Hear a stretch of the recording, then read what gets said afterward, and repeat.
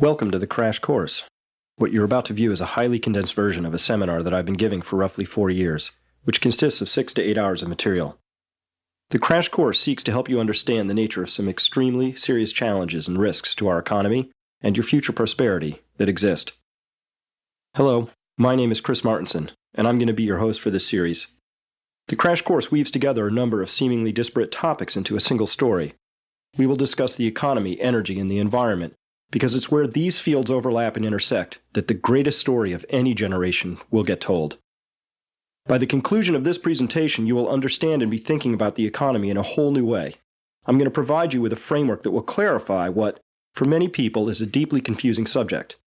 The information in this mini-course took me several years to gather and develop into this highly condensed story. I must warn you, this will not be easy for some of you, and I know this from watching the reactions of numerous audience members over the years. We're talking about some very large changes, which are, admittedly, hard to get one's mind around. I am going to try and change your mind. I might even challenge some of your most closely held beliefs. And I'm going to try and convince you that it's past time for you to learn, pay attention, and take actions. I recommend that you take the crash course from the beginning to end, at least once, and then revisit it as necessary. At any time, you can speed through a slide by operating the slider at the bottom. Or you may skip ahead to any slide by clicking one of the numbers all the way at the top. With your help and feedback, we will be improving this presentation.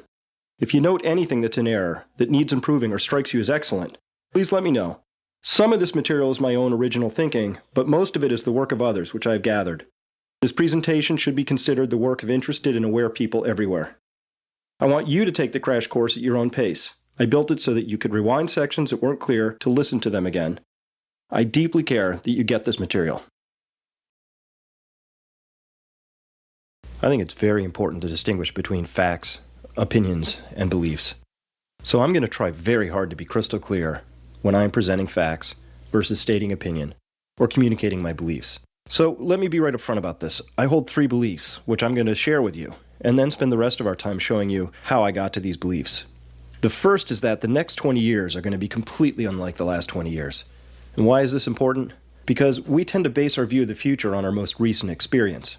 That's just part of being a human. It's also a gigantic liability at key turning points. So I say that massive change is already upon us. When I first gave this material as a talk 3 years ago, I used to say massive change is coming. Well, it's here now. That much is completely obvious. And the belief I hold is that it's really just getting underway. And I'm going to show you why I believe that. Next, I believe that it is possible that the pace and/or scope of change could overwhelm the ability of our key social and support institutions to adapt.